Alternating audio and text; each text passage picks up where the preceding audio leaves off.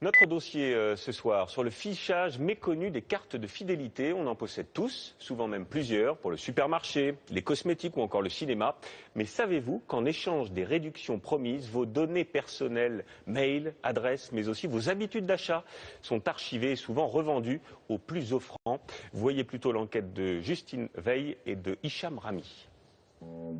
Êtes-vous marié? Avez-vous des enfants, un chien, une piscine? Pour le savoir, les enseignes ont une arme, votre carte de fidélité.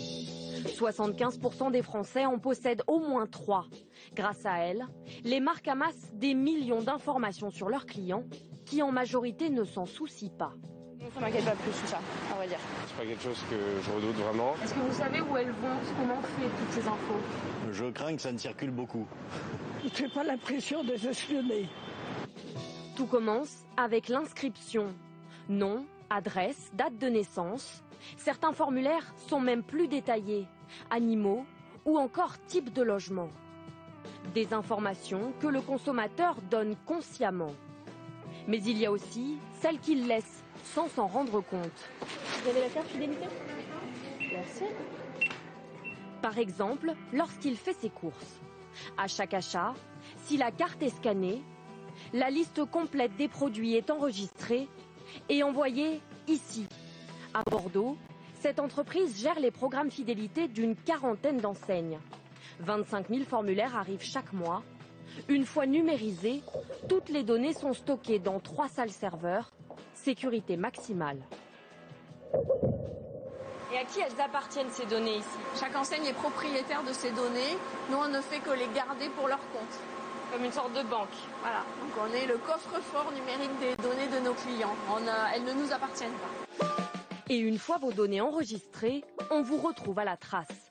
Nous avons fait le test avec un rouge à lèvres acheté quelques jours plus tôt en région parisienne avec la carte de fidélité. Résultat, à Bordeaux, au centre de traitement des données, notre seul nom de famille permet de retracer toute notre vie. Je retrouve effectivement toutes vos coordonnées, votre adresse, votre date de naissance. Je peux voir exactement où vous avez fait votre achat le 4 juillet à 17h14 dans la boutique de Saint-Gratien. Et qu'est-ce que j'ai acheté? Vous avez acheté un e-Impact Lip Color Flamenco, payé en carte bancaire, en rouge à lèvres. Mais ces professionnels se défendent de faire de l'espionnage. La notion d'espionnage ou de flicage, c'est quand on collecte des informations à l'insu de quelqu'un. Là, on est dans des personnes qui sont consentantes, qui ont rempli un formulaire et qui ont souhaité adhérer à un programme pour recevoir des promotions. Problème, les consommateurs n'en ont pas forcément conscience. Exemple avec cette carte souscrite sur Internet. Pour valider l'inscription, nous sommes obligés d'accepter les conditions générales de vente, des conditions très longues qui cachent entre les lignes le fameux consentement.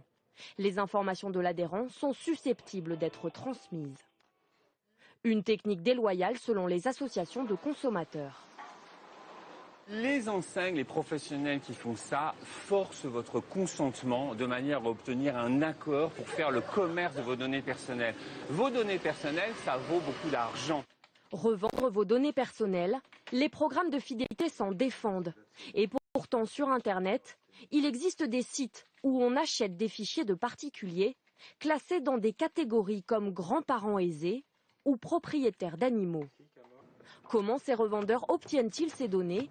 Aucun n'a souhaité répondre devant notre caméra. Après, c'est des partenariats qu'on a avec des sociétés. Les partenaires, on n'a pas forcément le droit de vous les donner, mais ça arrive tout à fait qu'on échange des bases de données avec des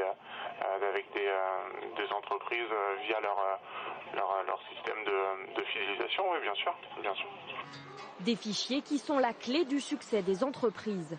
Pour les équipementiers sportifs, par exemple, obtenir la liste des participants au Marathon de Paris permettrait de repérer les amateurs de sport et donc les clients potentiels. Nos données personnelles, un marché évalué à 45 milliards d'euros en 2011, rien que pour l'Union européenne. D'ici 2020, leur valeur pourrait dépasser les 200 milliards d'euros.